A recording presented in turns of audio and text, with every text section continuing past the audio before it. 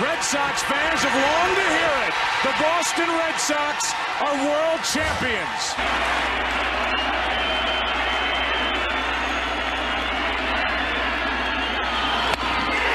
Game over, series over, and the Red Sox are world champs again. And so are these fans. It hasn't happened at Fenway Park for 95 years. The Red Sox are world champions.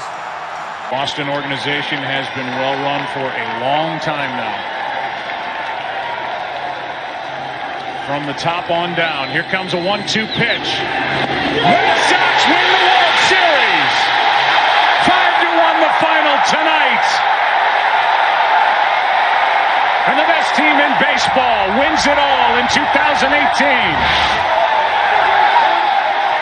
The Red Sox have won the World Championship. The Boston Red Sox beat the Los Angeles Dodgers 5-1. They win the World Series 4-1. And the Red Sox become the first team in the 21st century with 4 World Championships. Can you believe it? Welcome, everybody, to another episode of the Pesky Podcast. I am your host, the Ritt. With me is my man, DC. We are here, episode 15, and we have got a special guest. What about it, DC? What's going on? So, guys, I've been tweeting it out all week, and let's sit there and just bring him in. We've got the man that was the 24th overall pick, drafted by the Boston Red Sox in 2012. We've got Deven Marrero. What's going on? Hey, what's going on, Deven? How you doing, man? Doing good, man. Doing good. Just here chilling. Enjoying the night, enjoying the day. So glad to be on this. So I'm excited. Just have some fun with it. Yeah, Thanks for coming over, man. I sit there and seen you on Instagram live today, and you're still putting in the work, man. Yeah, man. I'm still grinding, still trying to get signed, and still pursuing that goal, man, of getting back to the show like always. You know, it's part of the grind. Got to put in the work, and everything will work out. Yeah, hey, I know a team that really could use some middle infield help right now. Yeah, man. Yeah, but that'd be a nice story, you know, to get back to the place where I started my career, and you know, yeah, I would That'd love be awesome. Yeah, that'd be very special. But so let's sit there and take you back to college ball a little bit, and you went to Arizona State University, so they always had a great baseball school, and man, so what kind of made you choose Arizona State? What other options did you have, and what got you into wanting to play baseball overall? You know, I'm from Miami, Florida. I have a Cuban background, and you know, the Cubans, the one thing they know how to do is play baseball. You know, so I have 2 older cousins who I kind of followed their path, and you know, once they got into baseball, it was kind of my turn to get into baseball as well. You know, they were my mentors from when I was 5 years old to today now. You know, so that's how I got into the whole baseball world, and it was a great choice. You know, it got me to a lot of cool places. You know, yeah. I chose Arizona State because of their tradition. You know, there's a lot of tradition there, and the main guy behind that was Pat Murphy. You know, they had Andy Stank there at the time. You know, I felt that was the school that I was going to get better at. You know, it was a program that was pretty much number one in the nation for like 5 straight years. You know, so it was a good tradition of baseball, and I loved the way they played the game, and it kind of style gamer type of play. You know, and that's something that attracted me. You know, I took visits to North Carolina and UGA, went to Arizona State, and I saw the city, and it was the baseball history there, and it was a no-brainer. Yeah, you were the first team freshman All-American squad. You know, you're also honorable mention for the All-Conference squad. So as soon as you got there, you made an impact on Arizona State. Yeah, actually, the first 2 weeks, I had to earn my stripes, during the regular season. I wasn't starting every day. We had some studs that were there the year before me that stayed there the next year, like Jim Matt. Just got yesterday. Got pretty awesome, but we had some studs there, and I had to prove myself. A new coaching staff came in that fall, and and I had to prove myself again during the season, and it was challenging, but I was up for it. I knew that when I came in, I was gonna have to fight for that spot, and I've got the opportunities, and I ran with it, and I never looked back.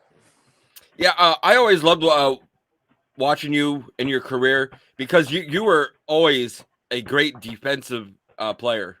You got the Defensive Player of the Year in the Pac-11 or Pac-10 in 2011.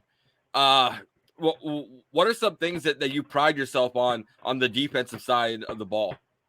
That's something that I worked on as a young age.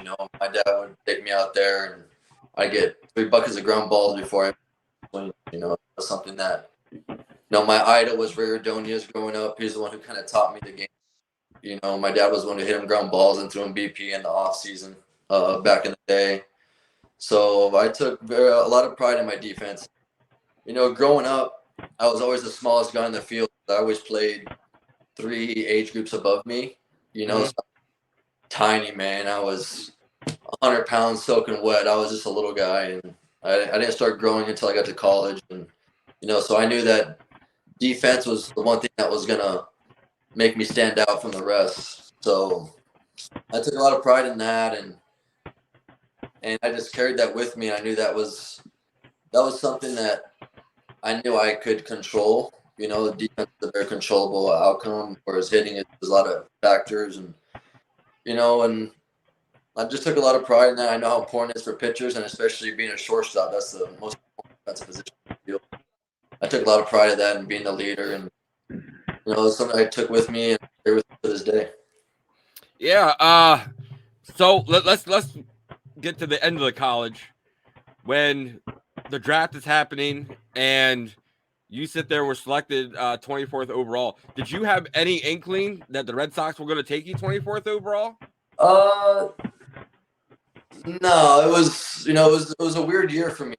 My junior year, I got hurt a little bit, so I knew I was going to fall in the draft a little, and I had my number set. I had Scott Boras, and I knew to get right to the right team, right fit for me.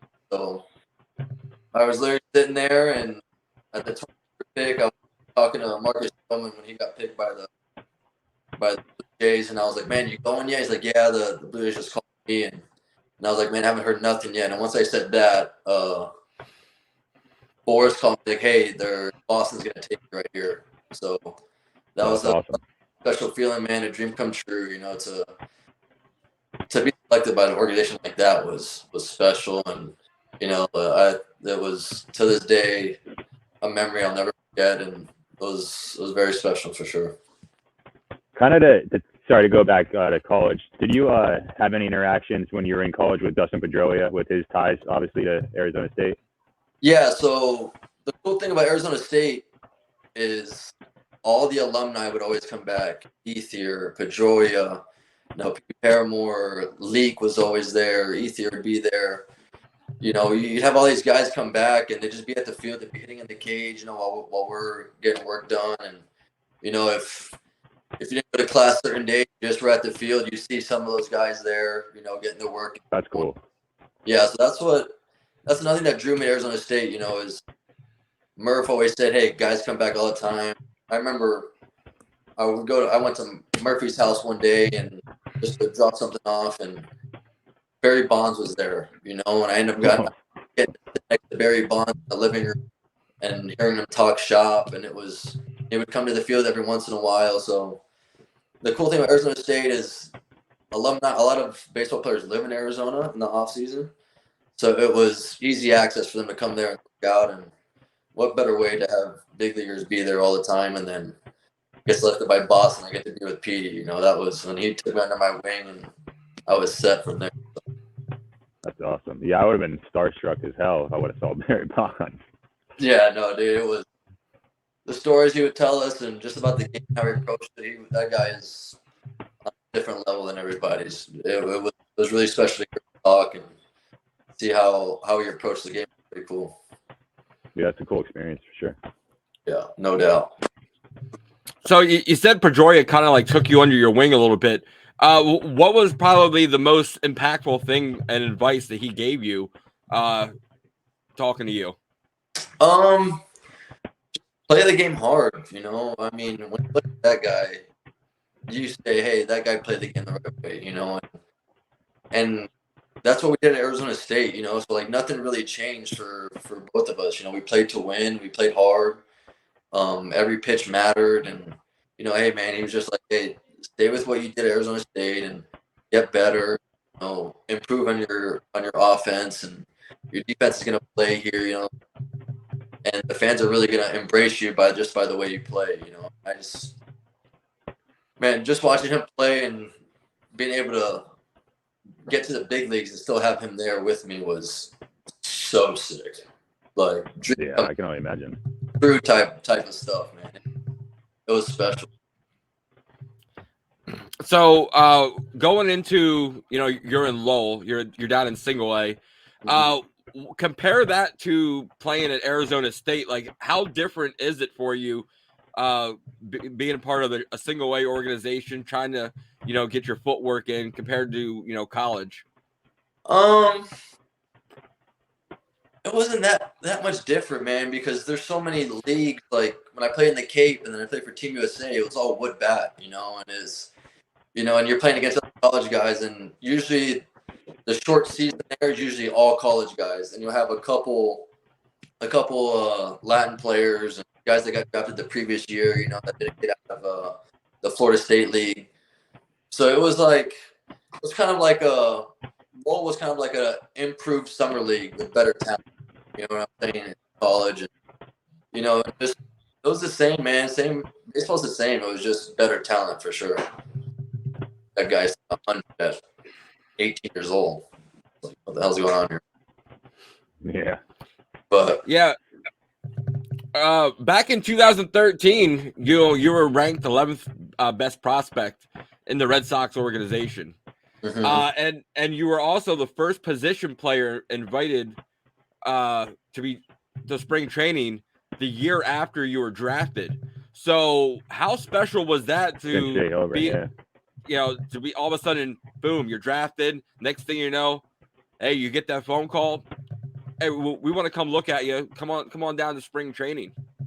Yeah, I mean, that was pretty special, you know, to just get that next year and get in the clubhouse with all the guys, you know, and the veteran presence that was there. You know, you had David, you had Rossi, Knapp, Petey, you know, all these guys, and it was cool, man, to get my feet wet there and just see how these guys went about their business, you know, and that's what you notice most is how these pros go about their business every single day, and that's why they're consistent. That's why they have all the years in the big leagues, and that's why they won, you know. So that was pretty cool, man. It was pretty cool to be a part of, and kind of just set me up to how I really needed to prepare moving forward.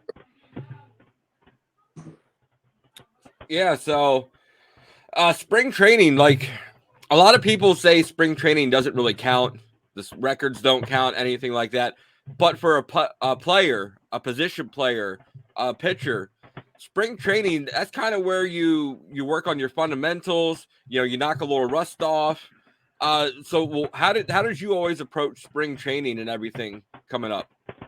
Spring training for me was important, man. You know, it's a place where you put everything you worked on in the off to kind of a real test, and then you kind of tweak what you need to tweak while you're in training, so that when season comes, ready to go. And you know, and every year in training, I was there to prove that I belong playing with those guys. You know, I was joining spring training every year, proving that I wanted to make the team. You know, I was playing to make the team every year. It wasn't just, hey, I'm here to get ready, you know. And you know, veteran players can do that. You know, like they know they have their job. They know what they need to get ready for when, you know, that first opening day comes. But me, it was more of like, I need to show up ready and then tweak a couple things and hit the ground running. So, team. So you went and you got promoted to the major leagues in 2015. I think it was June. Yeah. June 25th, day after my birthday. Hell yeah. So, so what was it like getting called into the manager's office and saying, hey, you're getting promoted to the show? It was cool, but what happened is I kind of got dry humped about a couple months before that. Mm-hmm. I went up to Boston and they were like, hey, wait at the hotel. We don't know if Xander's MRI or X-ray is going to be good or not. We'll call you in the morning. So it was cool to actually be like, hey, it's like for real this time. And then once I found out it was for real, when I got there, like, hey, like when I got to the field, like, hey, you're activated today. And I was like, all right, let's go. And that was, hell yeah, that was dream come true, man. Everything you worked for. I was 5 years old, and to get to where the pinnacle of the sport, and with a team that was stacked and an organization that really cares about winning and has championships, and it was special, man. And then for Knapp to get thrown out of the game so I could get in it was just the icing on the cake. So that was pretty cool. That was a fun little story. So, who was the first phone call you made to after you getting called up? My sister.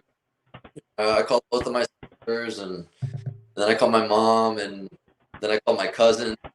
I called Eric Hosmer. Eric Hosmer's my big brother, and someone that I cherish. So he was definitely one of the first people I called as well. Man, it's great how you always hear stories of, I called such and such. I flew them in, flew family in, but just to sit there and just to be there and have it all, everything, like you said, since you're 5 years old, finally pay off for you. And you're like, man, I'm a Major League Baseball player, all the grinding, all the ground balls my dad used to hit to me, it's all paying off, and it has to be the greatest feeling in the world.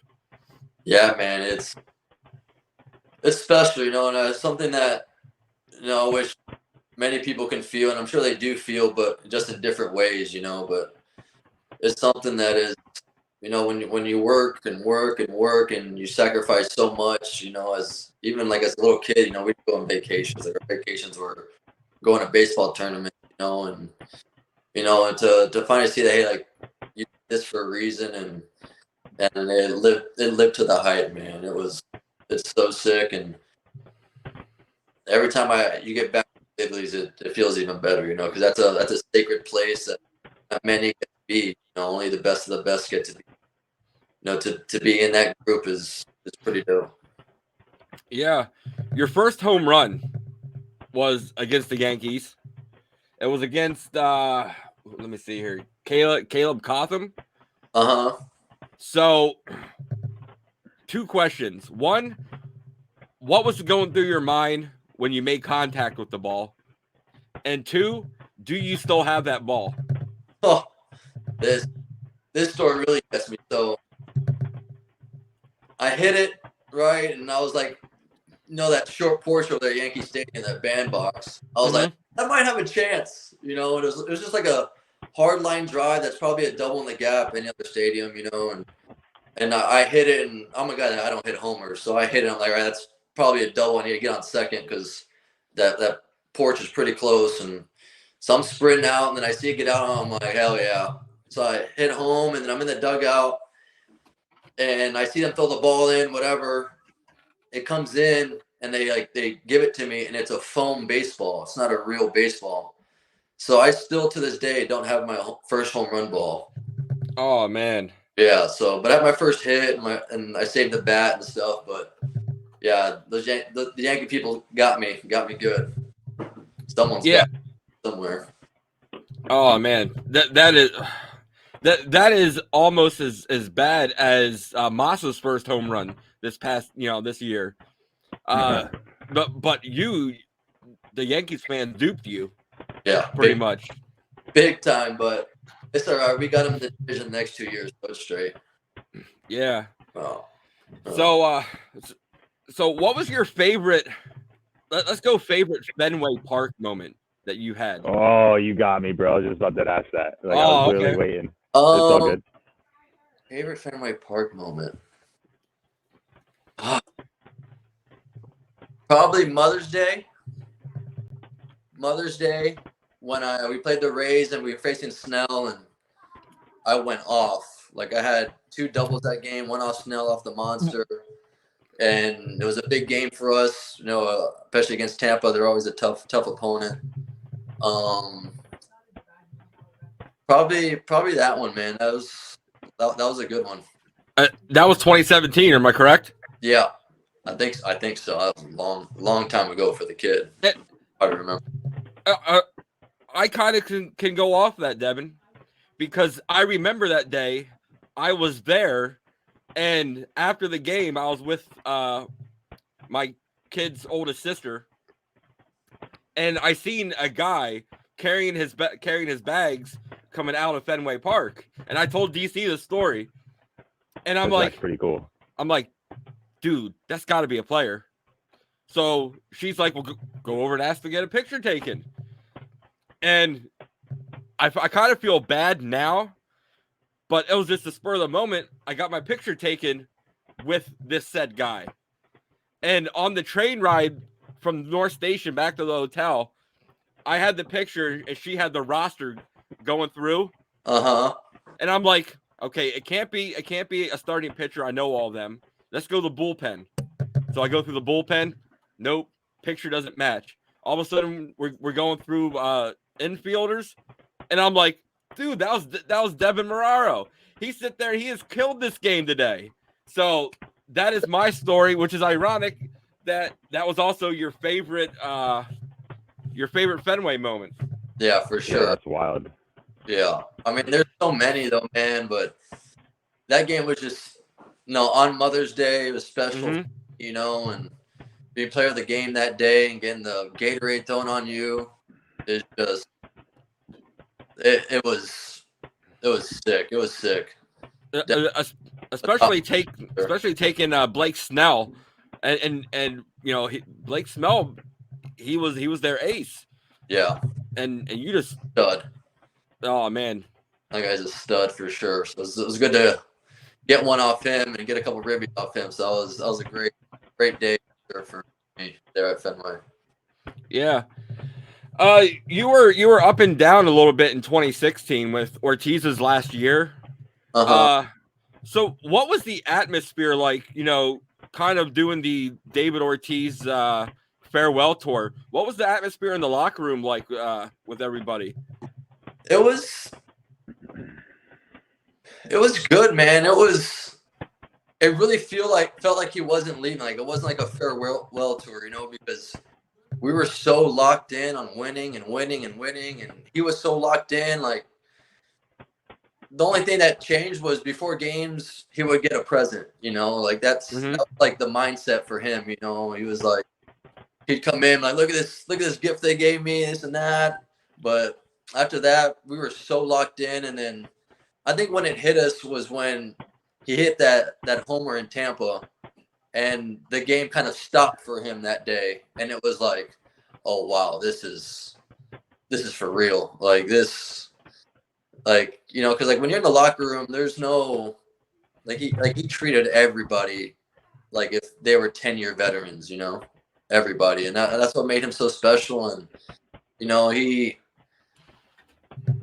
like that year, the farewell tour it was just another season of us trying to win a championship, So it was fun, man. Just being able to I play with that guy, something no one can ever take away from me. So that was pretty awesome.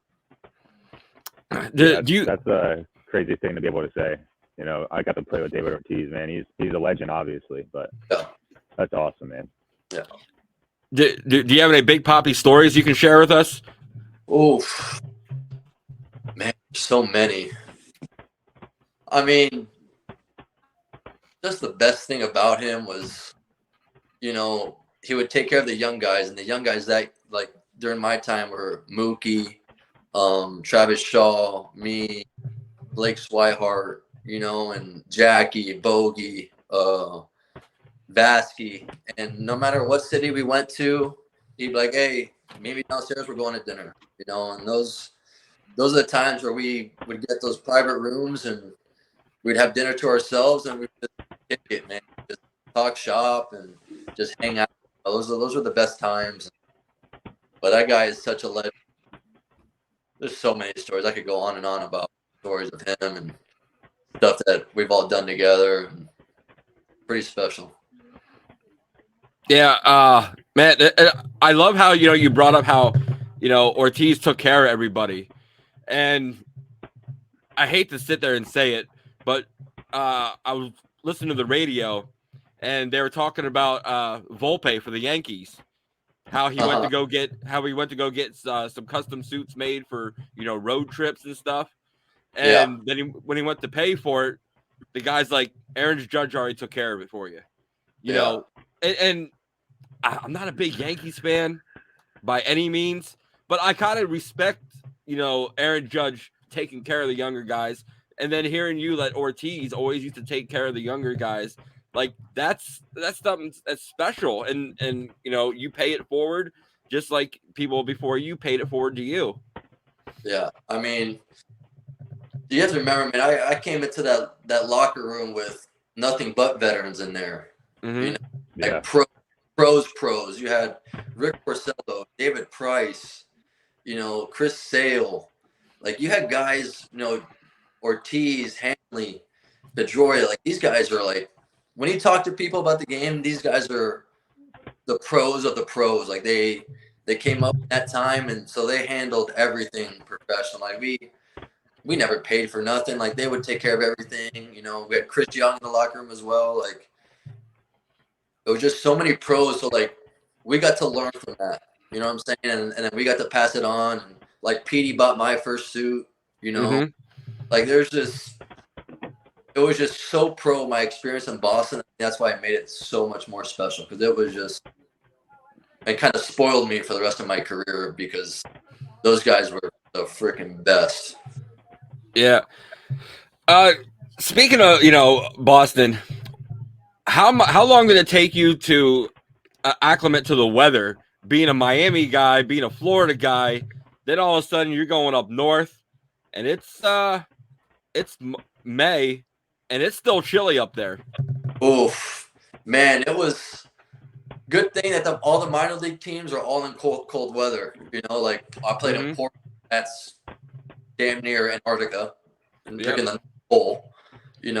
We had Salem that was cold, and we had Pawtucket that was cold. So I kind of got used to it, and then I got to play. I'll never forget. I got to play with Bryce Brents, country boy from Tennessee, and Pawtucket, and I was like playing with no sleeves on, like just out there playing butt naked pretty much. I'm like, dude, what are you like? It's cold, dude. Like, give me something. So he told me the tricks of, after you shower, you put baby oil on, then you put Vaseline all over you, and it closes your pores and it keeps you warm. So once I found out that trick, I was locked in.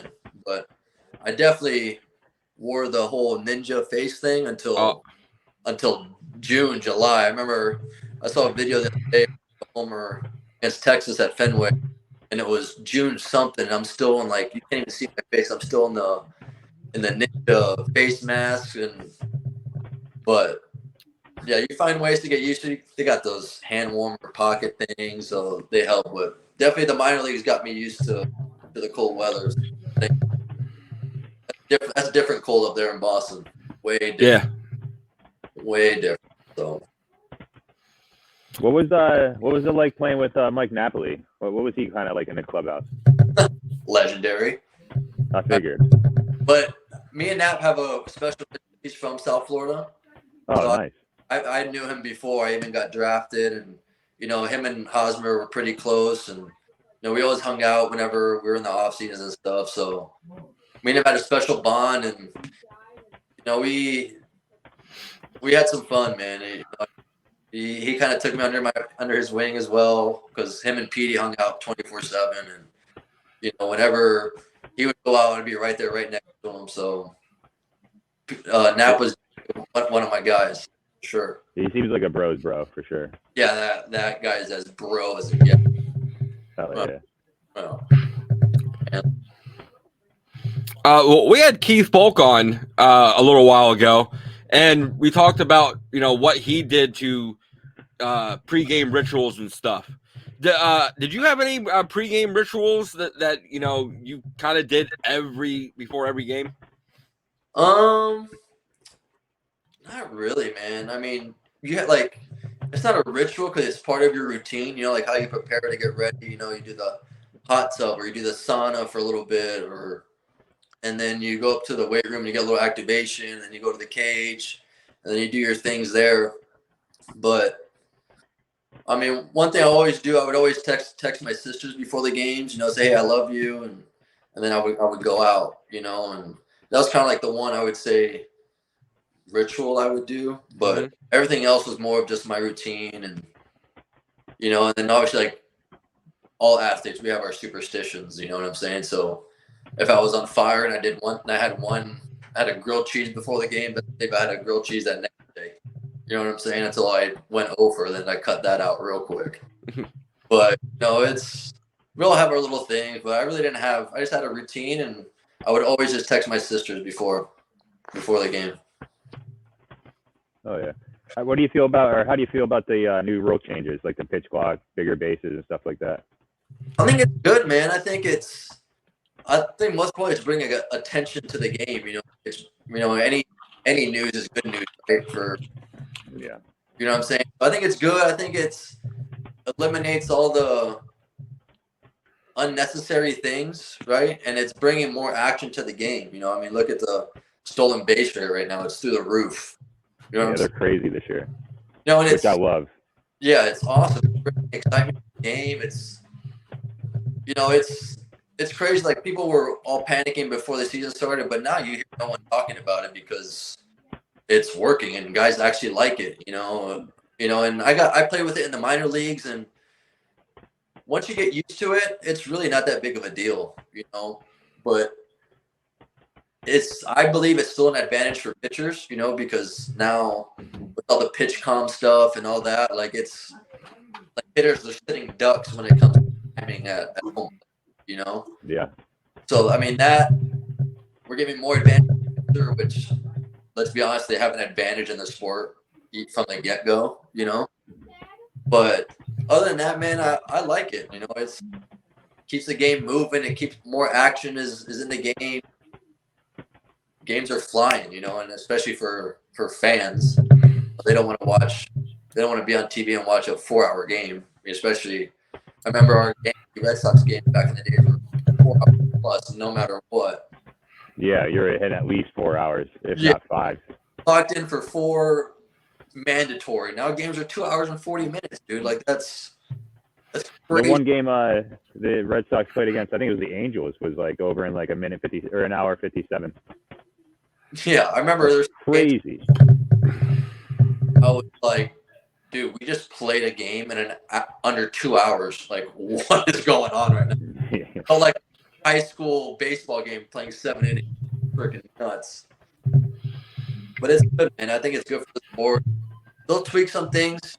Moving forward, this is the first year with it, so they're going to tweak some things to make it more fair, for both sides. But I think it's great. No, I agree. I was a little iffy. I'm not going to lie at first when I first heard about it. But, after seeing spring training and then obviously, the first month of the season, I'm a big fan. Like I said, I love stolen bases, so I'm glad that that's back in the game. Yeah, I mean, and now that changes the whole game, in my opinion. Shift now, no shift. I think bringing athleticism back into the game. You know, you can't just put a second baseman who hits 40 homers at second base anymore. You need a guy that has range, a shortstop who has range. Athleticism is gonna have to be back into the game. Defense be that much more important now, because you got to cover a lot of ground now that the shift is gone. How involved are you with watching baseball nowadays to just, have a feel out there for what teams possibly could use a middle infielder like yourself. Yeah, I keep up. I have so much context. I've been in the game for so long, and a lot of guys that I played with early in my career now are coaches or in organizations in some way, so I keep in contact with them, and they keep me posted and updated, and it's all a matter of time. Last year I didn't sign until June, like it was the same thing, and I got back to the big league, so I'm just worried about staying ready, man, and that's pretty much it. But yeah, I keep in contact with guys, and I have so many guys that still play that I watch so much baseball, and I love watching it, and I like keeping up with the guys, and just waiting for that phone call, man. That's it. So, you were part of two very odd things in sports, and especially in baseball. You were part of not only a 4 strikeout inning with the Red Sox. Really? Yeah. Was yeah, I one of them? Yeah, you were one of them. Damn it. Let's see here. Mike Bolsinger of the Blue Jays struck out Mitch Moreland, Jackie Bradley Jr., who advanced on a wild pitch. Okay. Christian Vasquez. And yourself. Hang with him. So, and then the second thing, which I was talking to DC about, which is kind of odd, but then you're about to say, go ahead. A home that got called back as a single with 2 RBIs. So, how do you describe your first one where, you're like double, so, you're flying there? It kind of sit there and made me like, maybe he thought the same thing. But how does that happen? It was just a situation, man. It was first and second. We were facing Rich Hill, and I hit this ball good, and Dodger Stadium ball carries a little bit, and and I'm a guy where I put my head down, when I hit the ball, because I'm not a run guy. Mm-hmm. Good, and I'm running, and I peek at the ball, and then I peek at Alex Avila, who's first, and I see I forget who was on second, but he was like already by third, so I knew like no one was really tagging. Mm-hmm. Up and I look down, and I look down like step on the base. Then I look up, I see Al like right in front of me, and I was like, shit. So like I kind of like veer and like run towards like the outfield, Mm-hmm. And I was like, damn, dude, I for sure passed him. Like, but they have the video thing now, so I just trot behind on the bases, and you could like see it on my face, and I'm like, bro, they're gonna call this. Like, what in the world is going on? So I get home, and then they reviewed it. It takes forever. Then they called me out, and it was just pretty much I think it was a single 2 RBI. A 2 RBI single instead of a 3 RBI home run. Yeah, but I was just like what? I was just like into like what just happened, like because I saw him like halfway, but then I guess when I put my head down, he came back to the bag because like it was like it like barely went over, but and I just had to be more aware in that situation, and know who's in front of me. And Al doesn't move too fast, you know what I'm saying? So, but yeah, it was just I'm just happy we blew them out, because if we like lost by 1, I would have been heated. Oh, sucked. So pulled it out, but it was just ended up being a funny moment, There's still I brag about to Al all the time, and he owes me a somewhere. Well, so sorry, go ahead, buddy. Oh no, go ahead. I'm gonna go a little off topic just because I got the notification and it's draft night in the NFL. Are you a football guy? Yeah, big football Who guy. do you like? I mean, Dolphins, since you're from Miami, or you said Miami, right? No, yeah, but dude, I was like on the Patriots bandwagon, like when I got drafted. Oh yeah, for sure. Drafted by Boston, like I was all in. I went to games every year. We would always go up there and at least go to 1 game a year there, and then so I was a big Patriots guy. But yeah, now I'm Dolphins, and I'm huge into fantasy, like everybody. Oh yeah, dude. Yeah, I got my first year, which was nice after all the. It's rough, man. Yeah. I've won one league in Yeah. like the 20 years I've played. Yeah, it's all got to line up.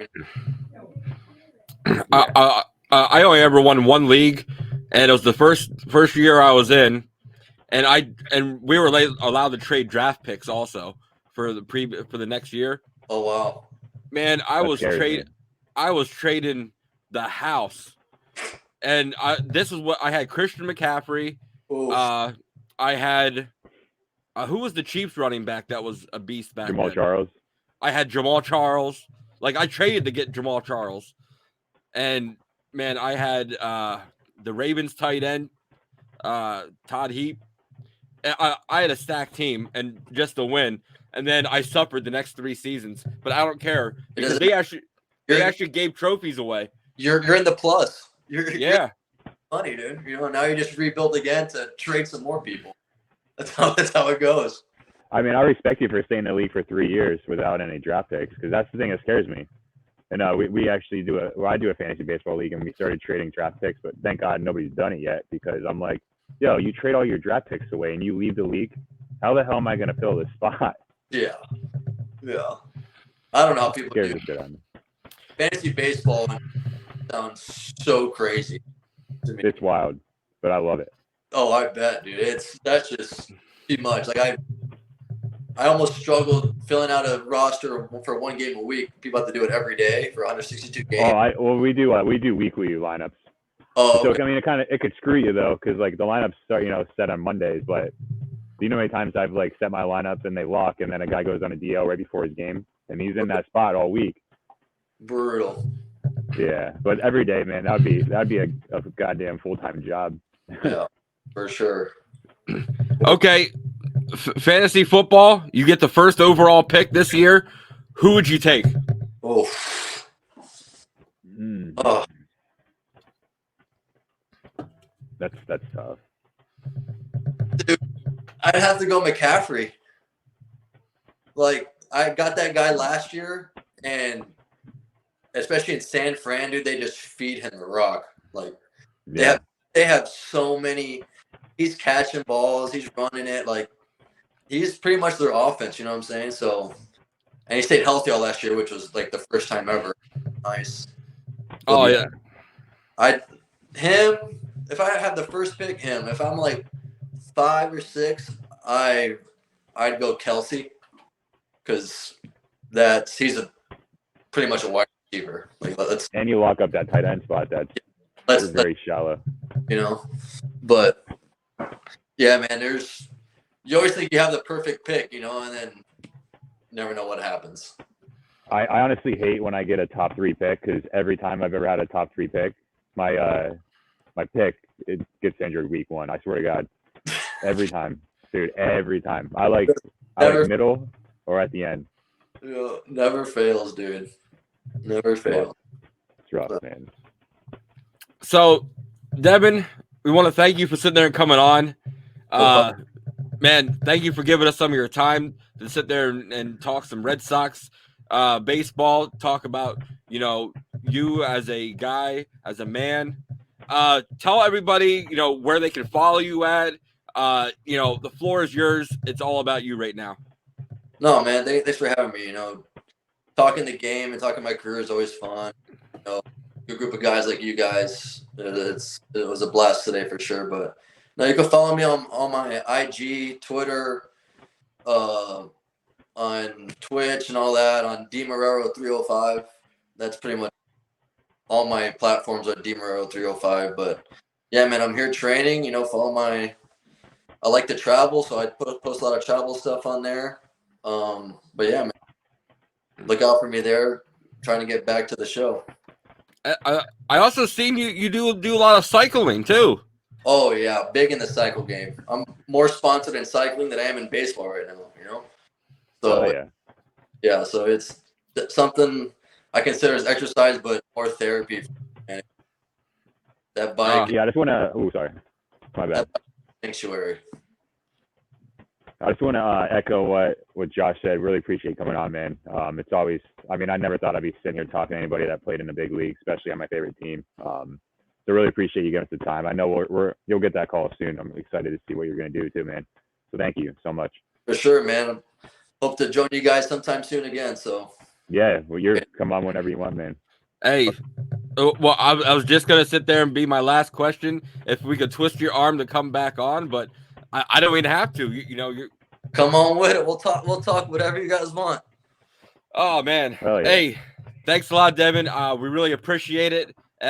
We'll sit there and hit you back maybe sometime after All-Star break. Sounds good. Unless you're already at get that call up. Oh, that'd be nice. That'd be real nice. Wait a minute. Oh, I think the Red Sox might be calling you. That would be sweet, just like you said, man. So all I'm saying is we're pretty close to Philly, so if somehow you end up there, which I'd rather you in Boston, but I'll be down. I'll be down to see you. Sweet. Well, I appreciate it, guys. Thank you so much. This was fun. Yeah, man, take it easy, buddy. God bless. Take care, man. Thank you. Yep. Man, DC, that was an amazing interview with Deven Marrero. Yeah, man, I appreciate you putting a JanSport again on your back. My voice is a little raspy, and I know we got another big show coming up right after this one, so I wanted to kind of save my voice a little bit. But yeah, I'm glad you came on. Really appreciate you facilitating that as well. I mean, you do a lot for this podcast, so honestly wouldn't be here even close to where we're at without you. So thank you. Hey, the credits, it's a team effort. You and I together, the Pesky Podcast.